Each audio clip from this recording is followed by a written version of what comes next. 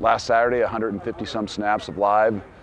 Today, a bunch of live action here with some special team stuff, and all things that we can evaluate for. And we know that in order for us to be in a place to play for a championship and to get to that mindset of making a playoff, like this is what we have to do on a daily basis. We got to push, we got to play, we got to have energy like this, and ultimately we got to continue to raise the level of the things that we do. And I really feel good about where we are.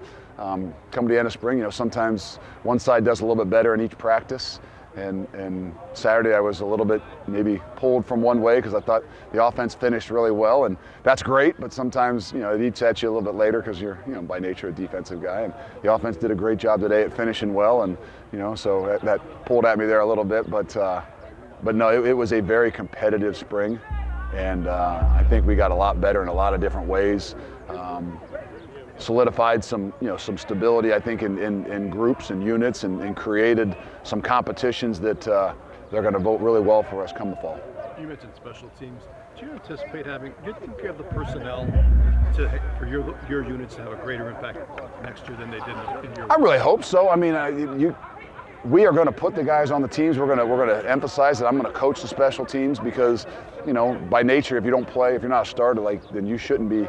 If you can't start on a special team, you shouldn't be out there carrying the football. You shouldn't be out there, starting at safety or something like that. And I believe that that's a mentality, and I hope and believe that we'll be in a lot better spot to have more of those guys that can make some plays. And nobody sees some of those plays that are made, right? When ball's down on the 8-yard line, you don't quite see that as a play. A lot of times guys are just talking about return game, but it all adds together. I think we've got some unique guys that can be dynamic in the return game, but it has to be the other 10 guys that have to do a lot too. The reason I asked is Will Pauling, what he was able to do on special teams, looks like a guy who can. Today? Yeah. Well, he wasn't supposed to be out there much. Okay. So we got a little controversy here on the winners and the guys that didn't win, because there were certain guys that were only allowed a couple snaps in the special teams.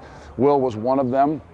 I think he highly exceeded this number of snaps that he was supposed to have, but that's kind of what happens, right? I mean, guys that love to play the game, guys that want to compete, you want to have to be that where you're trying to pull them off the field. And obviously, he in the midst of all the chaos, I didn't catch it fast enough to say until he picks up a fumble. I'm like, what is he doing out there? But you got to put those guys in those situations as you get the fall to be able to show that and to be able to make those plays. Luke, he's a guy that you know pretty well, but have you seen a pretty big difference in him from last year to this time to this year? Not even the football player. Yeah, twofold. I think confidence level is really huge, but I also think leadership is a big deal too. I think that he's done a phenomenal job within that group of just kind of stepping up and continue to be a leader each and every day. And I think some of the things that I'll talk to him about here in the off season, but the uniqueness of, hey, we're going to go a little bit more live. We're going to thud things up a lot more. So what naturally happens is you even see in 7-on-7. I mean, guys are tackling guys, and not that that's what we want. And we don't say thud in 7-on-7, but all of a sudden, it's third down, 7-on-7, and I mean, guys are thudding, guys are diving after balls, and he's getting tackled, and never once did he, get up and complain or spike the ball or throw the ball or show his, maybe anger of some sorts. And that goes a long way. And to me, that shows a hell of a lot of maturity of understanding it's not just about you, but it's about how do we all get better at what we're doing. And if you don't have that, it's really tough within that locker room. And right now, him in particular is one of those guys that has done a great job that, hey guys, we got to play a lot harder. We got to practice a lot harder. We're going to have to be more physical, and it's got to show in practice. And for those guys to not, kind of complain and bitch about it, it's great for the whole program. What's your assessment on the progress Tyler Van Dyke made this spring, especially the second half? Well, number one thing is consistency. I think the unique thing that we're starting to see with him a little bit is the ability to let him play a little bit more, and even run a little bit, because he is a big physical kid. And if you really look back into maybe his first year at Miami, he ran a lot more. And he made some plays, he did some things with his feet. And just by nature, that gets you, I think, into the flow of the game. And we did that a little bit more in the second half here of spring. And I think all that kind of works together with the comfort level to what he's got and what he's doing. But the competition makes everybody better. And I think the uniqueness of those guys legitimately competing with each other, does a lot for that entire room. Luke, you talked about at the end of last spring, maybe not knowing what this team was, and it took you into the regular season. Do you feel better about who you guys are this year? I feel much better about where we are, just in leadership and a lot of different things like that. And a lot more is to be done, and you find out a lot more when obviously when September comes.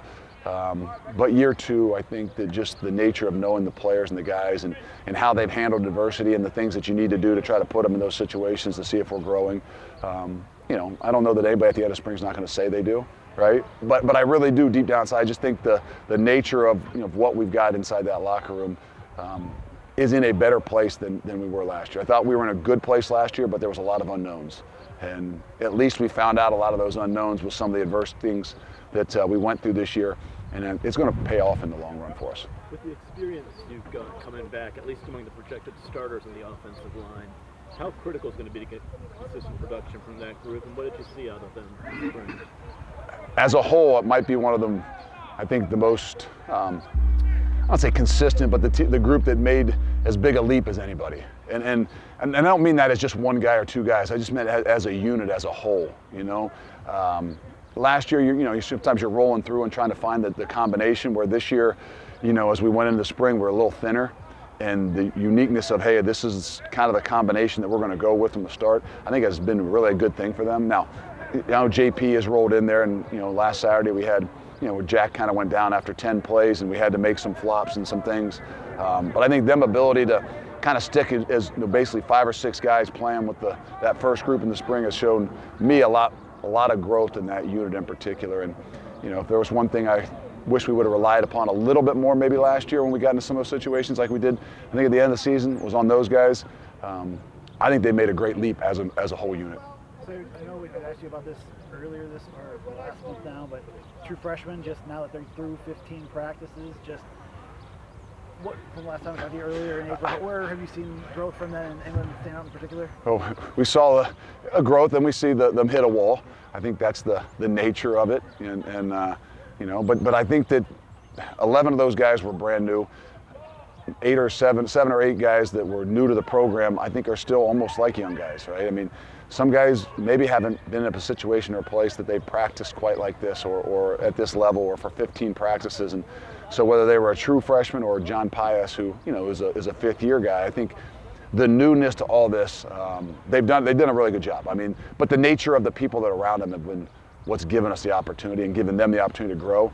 But I have seen that there's a wall that gets hit, and us as coaches and us as a program got to make sure we're pushing those guys through the wall. And it's a little bit easier to see in the young guys and the freshmen. But they never, I don't know that there was a freshman guy other than maybe one that missed a practice. And I think in the long run, that's pretty special to know that, like, there's some peer pressure to understand, like, in order to play this game, you got to work at this game. And it's one thing for the coaches to say that, but the peer pressure inside that locker room to come out here every day and practice is what gives us a chance to continue to grow.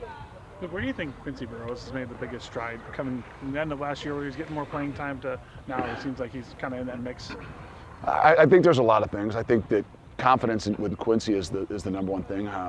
Sometimes he kind of so tied to Will Pauling just because they came together in some ways that you expect their trajectories to be the same. And in reality, sometimes they're not. And sometimes that can be hard on him. So I thought last year it was really more of a confidence thing. I think the connection with him and Coach Guyton is really a good thing. And I think that's helped him in a lot of ways to, kind of put his best foot forward and grow. And he might not have had the Saturday that he wanted to have, maybe only having 1 catch and only a few targets.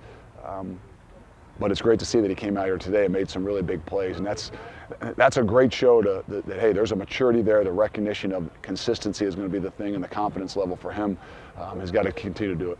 Yesterday, Coach Guyton said that Vinny would be the 3rd guy if you were to choose one right now. What have you maybe seen from him as well, and his growth, and how that competition at that outside receiver? Sometimes those outside guys don't get as many opportunities, so when your opportunities come, you gotta take advantage of them. And I think that was a struggle a little bit last year with some of those guys. Sometimes the slot has a little more opportunities.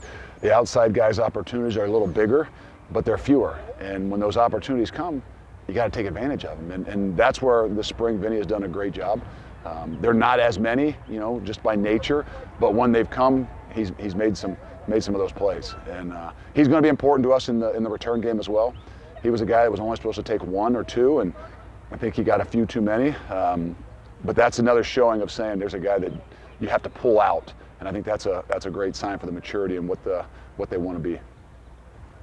What's the next month kind of look like for you guys? Obviously, recruiting's Yeah, at the forefront, so but we're a little late as everybody else. Everybody else has probably been on the road for a week and a half, but that's okay. So we've got a little thing here the next couple days, but then our coaches will be right out on the road recruiting. These guys have got finals. They'll have a couple weeks where they're downtime, the discretionary time, where hopefully they can get home and relax a little bit, and then come back here ready to swing for the summer program and moving forward. I know you didn't want to talk about the transfer portal during spring. Now that it's after spring, It's not quite over yet. Do you think that may be something you're going to try and? Yeah, well, we'll still look. I think that we got to see the numbers and see where we are. And the great thing for us is you want to evaluate all of spring to find out if there's something that can help you. And then you got to figure out as an older guy or as a younger guy and what is it you want. But the thing about college football is if you're not always at least evaluating and looking, then you're going to fall behind.